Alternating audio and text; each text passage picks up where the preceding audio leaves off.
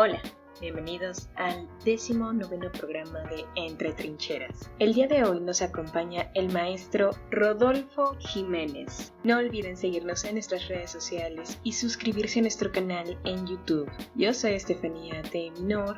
¡Comenzamos! Muy buenas tardes, buenas noches. Soy Rodolfo Jiménez Guzmán. Soy profesor de carrera de tiempo completo en el área de ciencia política en la Universidad Nacional Autónoma de México, especialmente en la Facultad de Estudios Superiores Acatlán. De manera muy breve, muy concisa, les comento que mi vida se ha marcado por una palabra fundamental, que es la palabra política. Tuve una formación de licenciado en Ciencias Políticas y Educación Pública en la UNAM y posteriormente, ya saben, concurrimos a diversos tipos de estudios, de maestrías con posgrados en estudios de México con Estados Unidos, pero especialmente me gustó mucho continuar la línea de la filosofía política y por eso también estudié filosofía. Posteriormente, después de algunos años, me dediqué a formarme en el área del psicoanálisis y me convertí en psicoanalista también. Entonces soy politólogo y soy psicoanalista. En el ámbito académico, tengo algunos libros sobre teoría política, sobre sistema político mexicano y sobre psicoanálisis y política, todos ellos publicados por la UNAM, de tal manera que nunca abandoné mi vínculo con la vida académica de la docencia y la investigación, pero al mismo tiempo me gustó incursionar en algunos aspectos de la gestión pública y de la actividad política. De tal manera que dentro de la UNAM ocupé diferentes puestos. En la FES Acatlán fui secretario de la dirección, jefe del Departamento de Humanidades, jefe de la División de Ciencias Socioeconómicas, y en la UNAM en su conjunto fui director general de cátedras extraordinarias y director general de bibliotecas de la UNAM también. Y en el exterior de la UNAM trabajé en la Secretaría de Educación Pública como subdelegado general de Educación Federal en el Estado de México. Trabajé también como asesor de los secretarios de Estado, de la Secretaría de Desarrollo Social y de la Secretaría del Trabajo. Igualmente en el Senado de la República. Entonces me ha gustado la teoría, la práctica de la política y una conformación teórica que tiene que ver con la filosofía, con el psicoanálisis y con la política. Bueno, este es un resumen muy pequeño y estoy encantado de esta invitación que me han formulado para platicar de algunos temas que nos interesan, creo, a todas y a todos. ¿Cuál consideras sea el origen de la corrupción en México? Bueno, tocas un tema central en el sistema político mexicano y yo creo que en el conjunto de la sociedad mexicana, y que además es un tema que tiene mucha vigencia porque uno de los aspectos centrales que ha señalado el presidente actual de la República alude a este tema que es fundamental, visión histórica de la corrupción en México, y sobre todo para eso necesitamos partir de un concepto central, que es la corrupción. La mayoría de los analistas que yo he consultado respecto al tema coinciden en un punto respecto a la corrupción. Se trata de que asuntos y bienes e intereses del mundo público, del mundo de la polis, del mundo de la comunidad, se canalizan al beneficio personal, en lugar de ser canalizados como debería de ser al conjunto de la sociedad. Es decir, es desvirtuar lo público para un beneficio de manera ilegítima para temas personales o de grupo. Esta es una definición muy general, pero me parece que nos puede servir de herramienta, ¿no? ¿En qué momentos podemos identificar con mucha claridad esta desviación de los fines públicos hacia los fines privados, ¿no? Yo no encuentro en específico estudios que aludan directamente al tema en el mundo mesoamericano prehispánico. Desde luego que allí hay una riqueza extraordinaria y también hay una serie de consideraciones de carácter crítico a cómo se desarrollaba el mundo mesoamericano, sobre todo por la estructura de poder en él.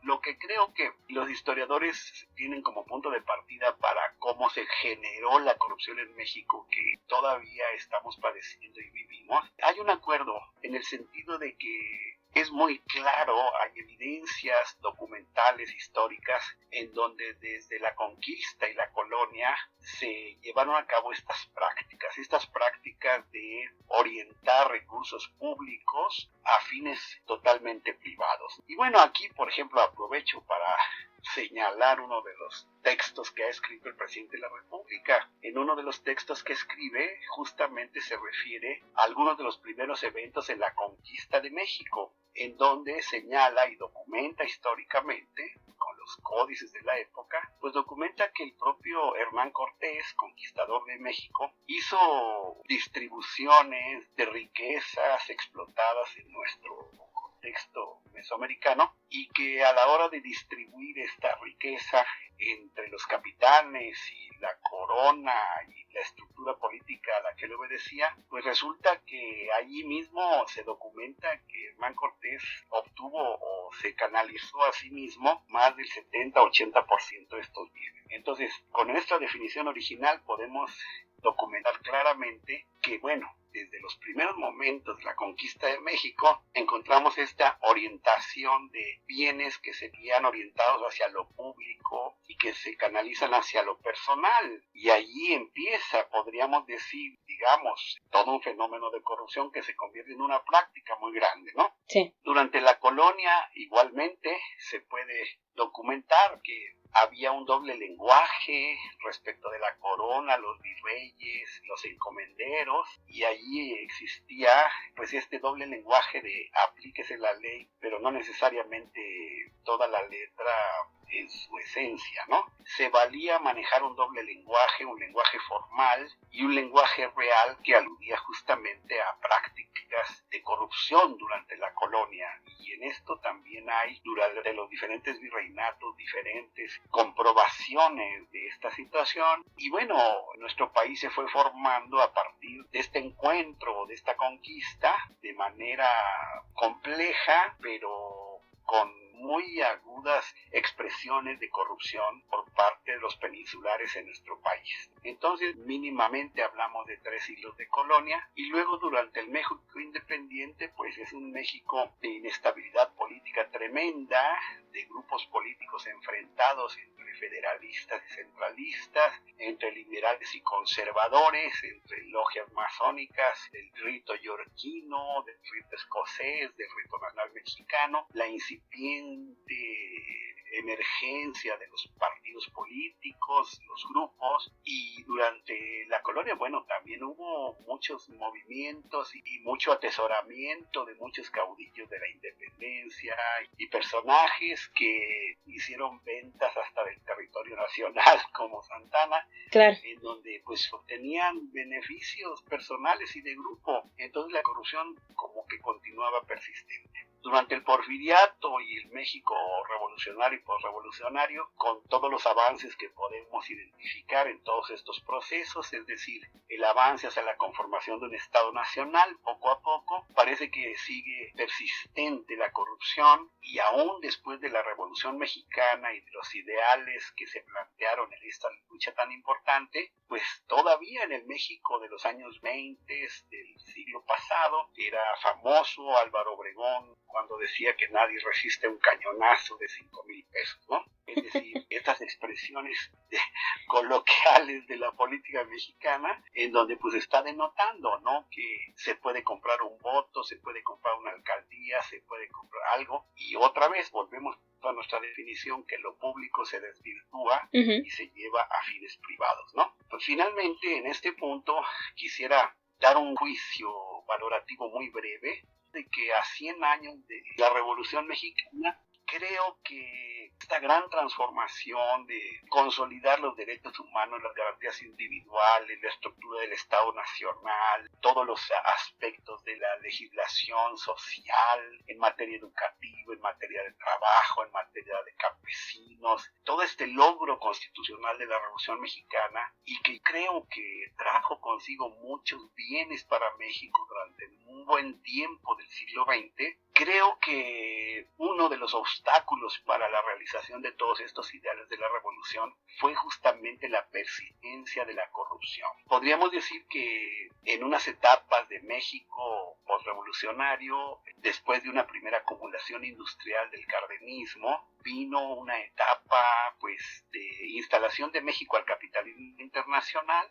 pero procesos de sustitución de importaciones, de industrialización, de crecimiento de la clase media, de aumento significativo del sistema educativo, de aumento significativo del sistema de seguridad social, la creación de la propia Universidad Nacional primero, la Universidad Autónoma después, el Politécnico Nacional, el Seguro Social, en fin, muchas cosas que creo que legitimaron al sistema político mexicano por el lado de la eficacia de su política pública. Y se puede ver con indicadores muy específicos de crecimiento económico y de aumento inclusive relativo de una clase media que pues favorecía más una distribución menos injusta de la riqueza de la que habíamos tenido antes de la revolución. Sin embargo, el problema persistente, creo yo, durante todo este tiempo y aún tomando en cuenta todos estos logros, fue justamente que los grupos políticos, los diferentes sexenios, las prácticas de los políticos encumbrados en nuestro país se orientaron mucho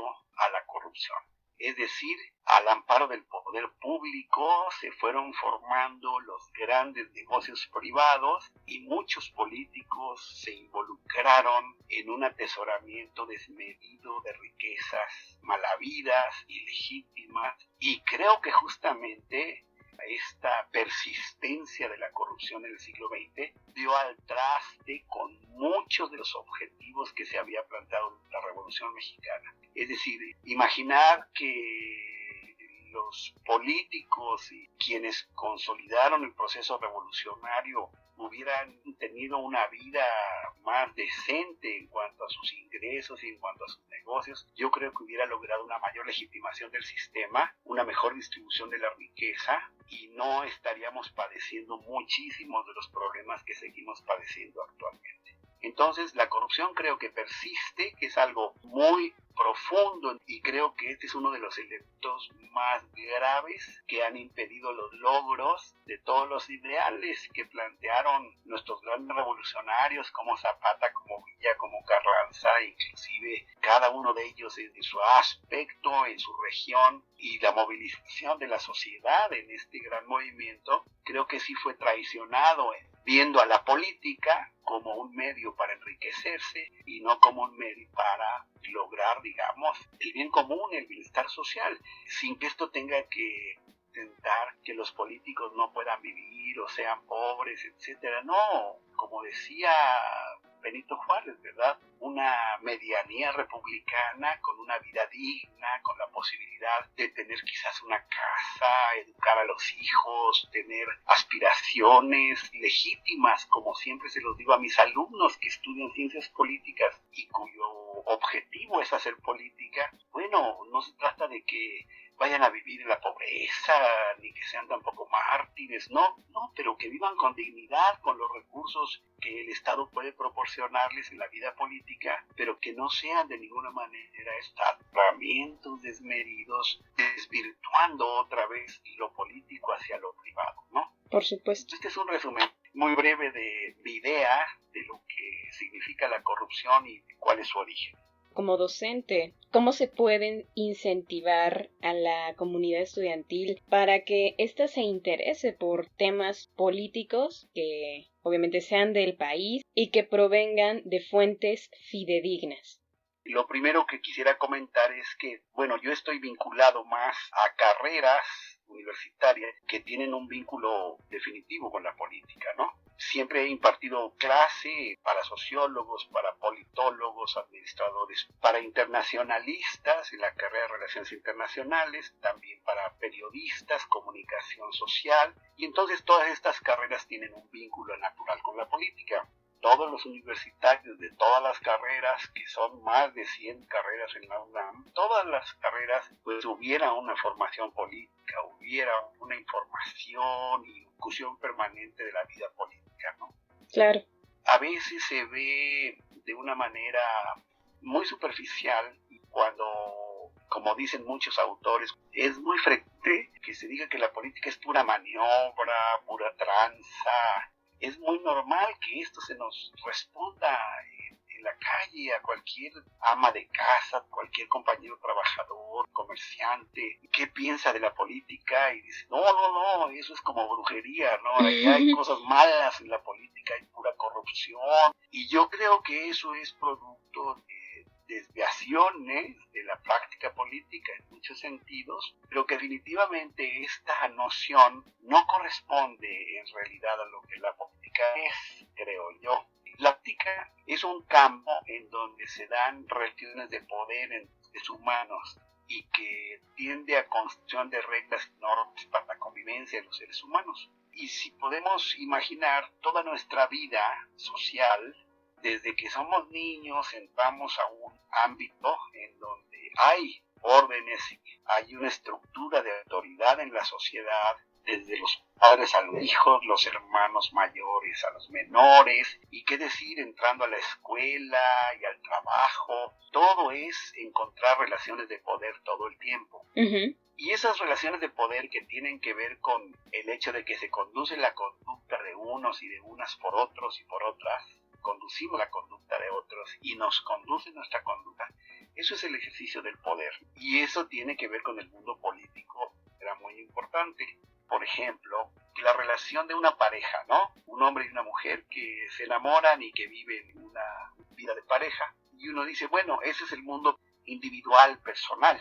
Porque en esa relación se expresan prácticas de poder social. Por ejemplo, si en esa pareja se dan prácticas del ejercicio del poder masculino que niega el deseo de la mujer, que niega la libertad de pensamiento de la mujer, que niega la participación en las decisiones de la pareja. Si pasa eso, ahí se están expresando las relaciones de poder no solo de esa pareja, sino de la sociedad en su conjunto. Y hay una construcción social de lo que se ha llamado este pacto machista, ¿no? Y que las feministas nos han hecho conciencia cada vez más fuerte de que hay que romper ese pacto y pasar a otra forma. Es decir, de construir una nueva pareja, de construir una nueva forma de relación. Y esto nos muestra justamente que la política no es algo que está allá arriba en un partido político o solamente en una Secretaría de Estado o en una estructura de poder grande.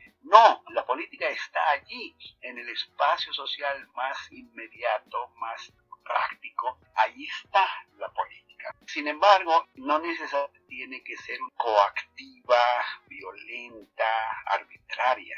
Puede haber una conducción de conductas que se acerque más a la comunicación. Por ejemplo, los jóvenes de los grupos en los que yo doy clase lean lo que uno puede proponerles para una formación y para un diálogo continuo. En lugar de que lo lean por miedo a una calificación, ¿verdad? Pues que lo lean por convicción de formarse como politólogos, como politólogas, ¿no? Entonces, ahí puede haber, digamos, un ejercicio de autoridad, pero con la convicción de que eso es por el de ellos y por el de estos y por el bien de la comunidad universitaria, ¿no? Sí. Es decir, el ejercicio del poder es algo inherente a las relaciones humanas. Por ejemplo, cuando la política se convierte en un conflicto irreconciliable entre las personas, porque son relaciones de poder, y entonces la política se puede convertir en una guerra, pero la guerra significa el desmantelamiento del contrario y la muerte, en un extremo, ¿no? Y en el otro extremo aspiramos a que la política desaparezca para que nadie mande a nadie, sino que todos nos mandemos de manera colectiva, digamos, ¿no? Esta es quizás una utopía política, pero una utopía que ha pensado desde Tomás Moro y hasta Carlos Marx, la idea de una sociedad organizada, autogestionaria, en donde no tengamos la necesidad incluso de un Estado, ¿no? Ahora, ese es un ideal en donde desaparece la política, pero la política también desaparece cuando está en el otro extremo, en el punto de la guerra. Y entonces la política es en medio de estos dos mundos e intenta hacer una convivencia social razonable y evitar la guerra y aspirar cada vez más a una sociedad más participativa y más democrática. Yo intento, de una manera muy resumida, Estos argumentos los despliego cotidianamente en mis libros, en mis pláticas, en mis clases, para de lo que la política es y que de esa manera los compañeros puedan interesarse en el mundo político. La política hace un gran servicio a la humanidad vista de esta manera. No podemos negar que en la práctica política hay corrupción y hay muchas cosas. Sin embargo, la política como proyecto de conciliación social es rescatable y creo que ese es un elemento para que se interesen en la vida política. Además es apasionante. ¿Por qué cuesta tanto trabajo generar sentido de comunidad en la sociedad mexicana? Tu pregunta me parece también sumamente ingeniosa, interesante, fundamental, porque esto nos trae una disyuntiva. ¿Hacia dónde va el sujeto en una sociedad como la nuestra, ¿no? ¿Hacia dónde va la persona humana? Él, la, los, les, todos, ¿no? ¿Hacia dónde vamos? Y entonces, bueno, tenemos, por un lado, un sistema mundial, un sistema de producción económico mundial y nacional, que tiene que ver pues con el capitalismo, ¿verdad? Y con una fase del capitalismo que es el capitalismo financiero global postindustrial, que ha hecho énfasis mucho en sus prácticas, en sus trabajos, en sus movimientos financieros nacionales e internacionales, ha hecho mucho énfasis cada día, en cada paso, en el individuo triunfador, que por triunfar él puede fácilmente descalificar a sus compañeros, descalificar a la comunidad, descalificar a los grupos, con tal de él obtener el triunfo, ¿no? Una especie de atrévete a ser grande a costa de lo que sea. Ese es el mensaje que muchos filósofos de la actualidad y sociólogos importantísimos pues han venido señalando en nuestra área que vincula psicoanálisis con política, desde los trabajos de Jacques Lacan, de Cornelius Castoriadis, de los autores de Zizek en la actualidad, por ejemplo, o Bauman. Todos esos filósofos actuales del siglo XXI que impactan con sus teorías nos dicen eso, nos dicen que este capitalismo mundial, que está en México también, pues hace énfasis en ese mensaje. Tú te puedes salvar a ti mismo como individuo casi aislado de la sociedad. Y lo importante es que tú triunfes a costa de lo que sea, ¿no? Si tienes que pisotear a una persona, a un grupo, a una sociedad, pisotéalos con tal de que tú llegues a esa grandeza individual, ¿no? Entonces, bueno, en México no estamos vacunados contra eso. Está este imaginario social del neoliberalismo capitalista, depredador, financiero, pues que afecta a la ideología que domina a un sistema como el que vivimos en la actualidad. Entonces yo creo que esto nos ha impactado y creo que gran parte de nuestra sociedad se mueve o nos movemos con estos llamados, con estos criterios, con estas prácticas hacia el individuo de manera narcisista, de manera egoísta, de manera hedonista y no de manera solidaria, comunitaria ni nada que se le parezca. Entonces la pregunta es importantísima porque ¿cómo generar comunidad? Es decir, estamos hablando de cómo dejar de pensar en el yo para pensar en el nosotros. Y aquí, fíjate, otra vez creo que una de las grandes lecciones que tenemos en este momento está por el lado del feminismo y también por el lado de los movimientos neozapatistas de nuestro país. Por ejemplo, en toda la historia del levantamiento zapatista en el estado de Chiapas, desde la primera declaración de la Selva Lacandona, el año 94 hasta la actualidad, han mantenido una línea justamente en ese sentido, recuperando los valores que nos vienen desde antes de la conquista, de los valores de la comunidad que existían, bueno, y que coexistían con otros sistemas de poder en Mesoamérica, pero que en las bases sociales era más importante el nosotros que el yo, digamos, ¿no? Y todo era orientado al nosotros, es decir, pensar en clave nosotros, no pensar en clave yo nada más, al margen de todos los demás. Y yo creo que ahí hay un acervo importantísimo en estos movimientos sociales, ¿no? En estos movimientos sociales que convergen muchos, convergen movimientos sociales de la democracia radical en muchos países del mundo, convergen movimientos feministas de manera muy importante, vuelvo a poner el punto en el feminismo,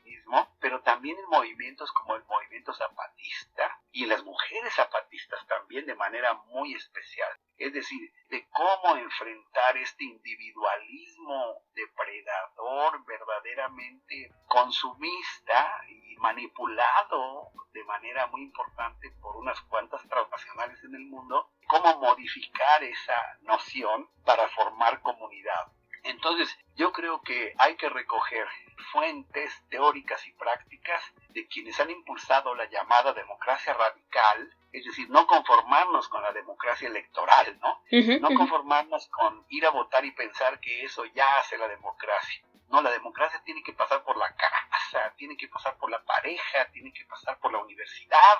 Es decir, no solamente es ir a votar, es una práctica cotidiana para enseñarnos a todos a mandar obedeciendo, como dicen los zapatistas, y que es en todo caso esa esencia de la democracia, no mandar mandando, sino mandar obedeciendo. Ahora, todo esto es muy complicado de construir, porque es una lucha con toda una ideología, con todo un comportamiento, con toda una práctica, y necesitamos crear mecanismos muy específicos y muy prácticos para enfrentar esta embestida realmente individualista y pues yo creo que muy negativa para la humanidad como especie, porque pues estamos viendo los resultados, ¿no? Gracias a ese individualismo quizás estamos despedazando el planeta, estamos en guerras absolutamente arbitrarias, en peligros nucleares, en peligros ecológicos, y todo es porque la ganancia tiene que ser muy grande y porque se crean superhéroes individuales que desconocen a la comunidad, que la comunidad está en segundo lugar todo el tiempo. Entonces es una gran lucha, pero creo que tenemos en México también una tradición importante y yo sí rescato esta parte. Así como puedo ser crítico de muchas prácticas políticas de Mesoamérica con con nuestros tlatoanis, ¿no? Que eran pues como imperialistas con otras tribus o con otros grupos, etnias y otras culturas. También recogemos del México prehispánico, en los barrios, en las comunidades, prácticas verdaderamente comunitarias, solidarias, que yo creo que tenemos que recuperar. Eso junto con nuevas tendencias de republicanismo, con nuevas tendencias de democracia radical, de llevar la democracia a todos los espacios de nuestra vida, a nuestro salón de clases, a nuestra escuela, a nuestra casa. Vamos, yo creo que es por ahí. Es un trabajo largo, complejo, pero no veo otra manera, ¿no? Por supuesto. Por la duración de este programa, se va a dividir en 2 partes. No olviden seguirnos en nuestras redes sociales y sumarse a estas trincheras. Yo soy Estefanía T. Minor. Nos vemos la próxima semana con la segunda parte de esta entrevista.